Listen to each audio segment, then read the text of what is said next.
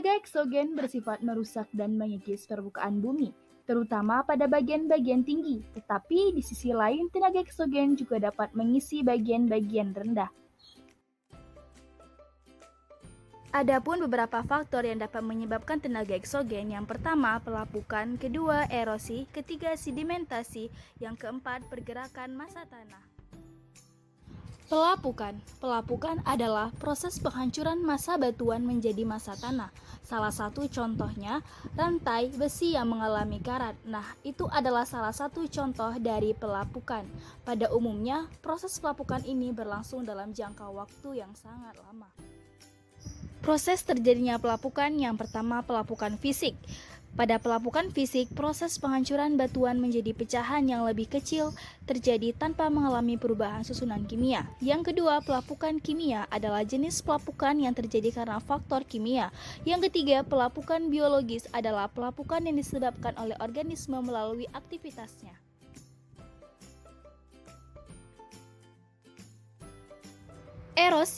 Erosi merupakan proses pengikisan permukaan bumi oleh media yang melibatkan pengangkatan partikel batuan.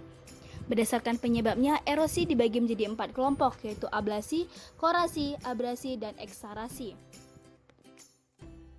Ablasi merupakan erosi yang disebabkan oleh air sungai atau hujan. Nah, ablasi ini disebabkan oleh aliran sungai itu bisa membuat tebing di sungai bisa semakin dalam.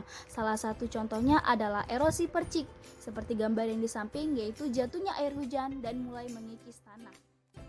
Berikutnya, korasi atau deflasi. Korasi atau deflasi ini merupakan erosi yang disebabkan oleh angin. Salah satu contohnya adalah mushroom rock, seperti gambar di samping. Kemudian, abrasi. Abrasi adalah proses pengikisan pantai yang disebabkan oleh gelombang laut. Salah satu contohnya tebing yang di dekat pantai. Nah, tebing ini bisa berbentuk karena adanya gesekan dari gelombang laut yang membentur. Goa-goa yang ada di pantai juga bisa terjadi karena abrasi ini.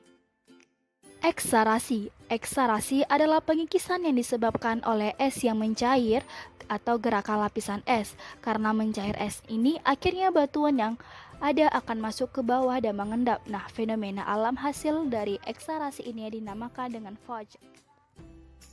Sedimentasi adalah peristiwa mengendapnya material batuan yang dibawa oleh angin atau air. Kalau pada erosi dan pelapukan terkesan merusak yang telah ada, sedangkan sedimentasi justru menambah material yang baru. Adapun jenis-jenis sedimentasi, yang pertama, sedimentasi akuatis, yang kedua, sedimentasi marin, yang ketiga, sedimentasi geolis.